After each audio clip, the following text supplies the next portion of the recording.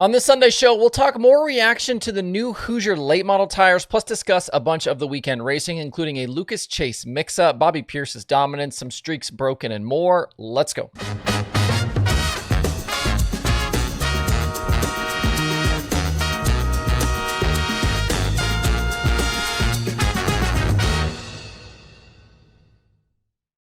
It's Sunday, April 27th. I'm Justin Fiedler. This is DIRTRACKR Daily, presented by Kubota Genuine Parts. If you're a Kubota equipment owner now or you plan to be in the future, then you're going to need the myKubota app. It's an essential tool for managing your equipment efficiently and effectively. With real-time monitoring, maintenance reminders, and diagnostic alerts, myKubota streamlines operations and helps you prevent breakdowns. You can also access helpful Kubota resources such as maintenance schedules and manuals. You can investigate fault codes, get help with step-by-step guides, and watch video resources to get the most out of your Kubota machine. And if you need parts or service, you can quickly locate the nearest dealer to your current location. It doesn't matter whether you're doing construction, maybe you run a big ag operation, or you use Kubota machines around your house. Take control of your equipment and streamline your workflow today with myKubota. Download the app now and experience the difference. You can find the app in the Google Play or Apple App Stores. You can click the links below in the video description on YouTube or scan the QR code on your screen. Before we jump into a bunch of the weekend racing, I want to start today off with just a few things on the new Hoosier late model right rear tire. Anytime Hoosier makes moves like these now, they're going to catch heat. The manufacturing issues that popped up during COVID and the price difference of their tires versus those from other makers is going to continue to be a problem for them. But this new right rear seems like it might be just a non-story going forward. There was a lot of negative reaction when it was announced, especially around the build of the tire and it allowing supposedly more side bite. Dirt on Dirt reporters Kyle McFadden and Kevin Kovac have been covering this thing pretty closely, and reactions from this weekend's Lucas races, they were fine. Garrett Alberson was literally quoted in a piece from Kovac as saying, "I think it's fine."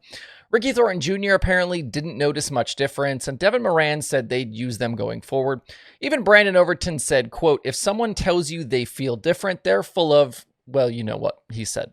I was curious how things went with the Spring Nationals last weekend as well, because the new Hoosiers were available then, but that series does allow both Hoosiers and American racers. Ray Cook's tour actually even sponsored by American Racer, as Cook is also an AR distributor. Looking back through photos from Tazewell, I found just 2 cars on American Racers. They were the cars driven by Vic Hill and Jordan Horton. Ricky Weiss won the I-75 show on Hoosiers, and Tyler Erb was also on Hoosiers when he won at Tazewell. Going back to last year, Donovan McIntosh won both the Spring and Southern Nationals championships, and his 79 machine actually was on American Racers pretty regularly. He's making a go with Lucas this season, though. At least on the late model side, there actually isn't a huge difference in price for Hoosiers versus American Racers. From what I can find online, it's about $10 a tire. There is also a new in-between compound coming from Hoosier for regional action, but as of last week, none of the major Southeast series had allowed it just yet.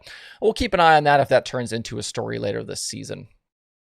At the top of the 2 Dirt Late Model National Tours, we're starting to get some separation as we start getting more and more races complete here.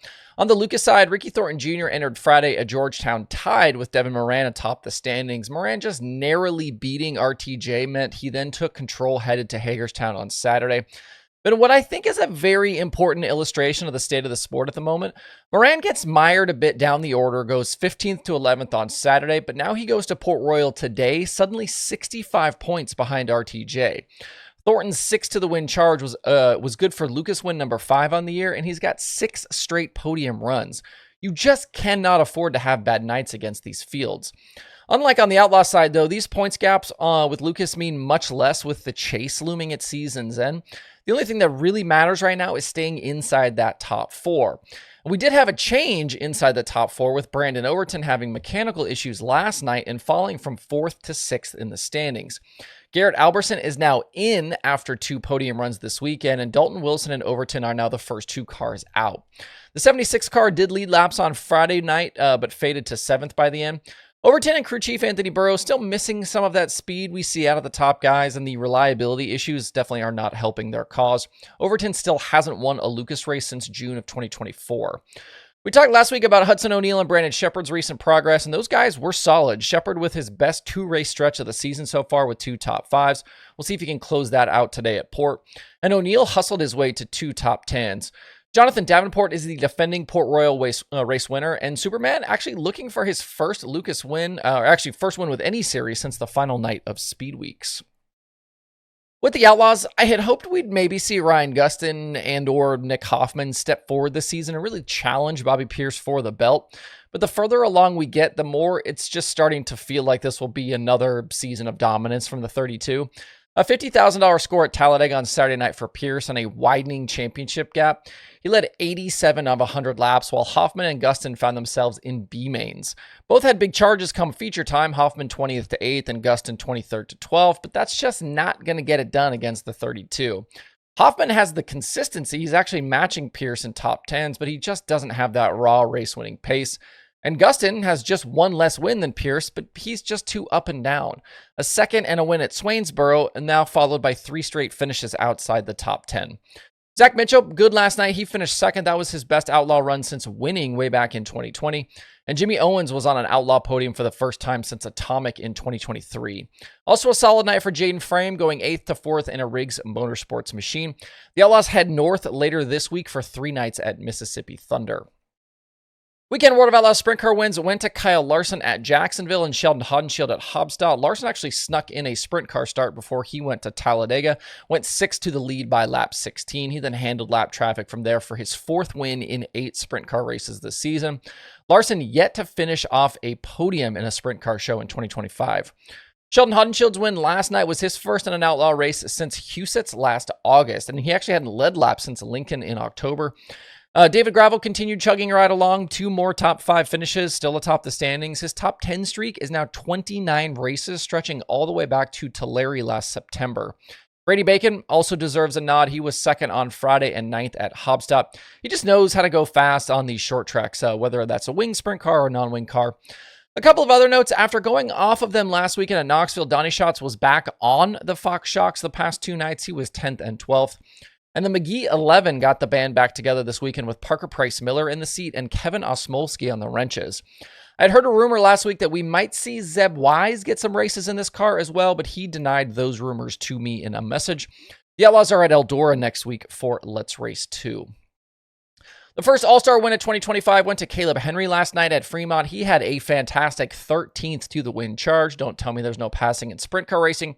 He topped Cap Henry and Zane DeVault. Some fun racing, kind of inside the top 3 there late with Casey Jedrzak also in the mix. He ended up crashed out, though, after contact with Cap Henry on the front straightaway. DeVault also with a big charge from 17th and Greg Wilson 14th to 5th. The All-Stars quiet now until June 6th. Other weekend sprint car winners included another Rico Abreu score at Knoxville. Stout field there again, 39 cars in attendance for a weekly show. Bryce Lucius was a fast winner at Muskingum County. Jake Newman won the IRA opener. Tanner Thorson took the Power Ice show at Creek County. And Ryan Smith won the big cash last night at Port Royal. Casey Kane actually on the pole of that one. He faded to 8th by the end. Ashton Torgerson was 20th in his debut in the Shark Racing 1A. I believe he was 1 lap down at the finish. The USAC Midget opener at Kokomo went to Jacob Denny. They're going to be racing all over again today at Kokomo with the USAC Midgets.